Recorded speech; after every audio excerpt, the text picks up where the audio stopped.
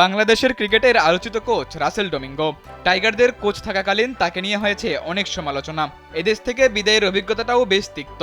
সেই Russell Domingo বিশ্বকাপের আগে যুক্ত হয়েছিলেন নেদারল্যান্ডসের কোচিং প্যানেলে।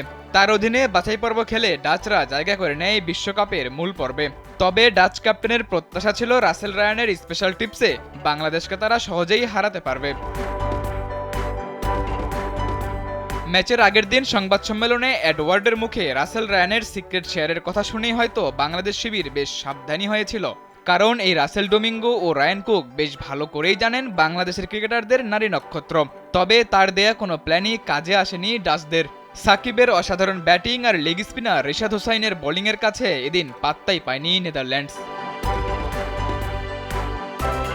কঠিন সব সমীকরণকে সামনে রেখে বৃহস্পতিবার মুখোমুখি হয় বাংলাদেশ ও নেদারল্যান্ডস। টস জিতে বাংলাদেশকে ব্যাটিংয়ের আমন্ত্রণ জানায় ডাচ অধিনায়ক স্কট এডওয়ার্ড। শুরুতেই বাংলাদেশের ক্যাপ্টেন শান্ত আর অফ ফর্মে থাকা লিটনকে ফিরিয়ে এডওয়ার্ডের সিদ্ধান্তকে সঠিক প্রমাণ করেন আরিয়ান দত্ত। ডাচদের সাফল্য বলতে কেবল এতটুকুই।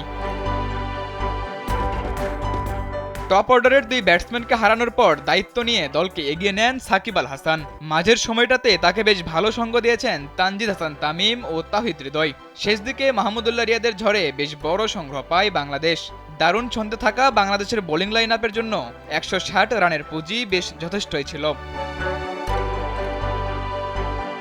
ডাচ বোলারদের ব্যর্থতার পর ব্যাটিংয়েও বেহাল দশা। রাসেল ডোমিঙ্গো আর রায়ান কুকের কোনো প্ল্যানই এদিন কাজে আসেনি।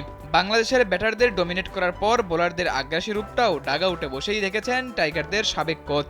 বোলিংয়ে তাসকিন মোস্তাফিজ দেখিয়েছেন তাদের চেনা রূপ। দলে নতুন আসা রিশাদ হোসাইনও ছিলেন এই ম্যাচের গেম চেঞ্জার। যেই রাসেল ডোমিঙ্গো এদেশে 3 বছর করিয়েছেন কোচিং, সেই ডোমিঙ্গোর মাস্টার প্ল্যান কাজ করেনি বাংলাদেশের বিপক্ষে।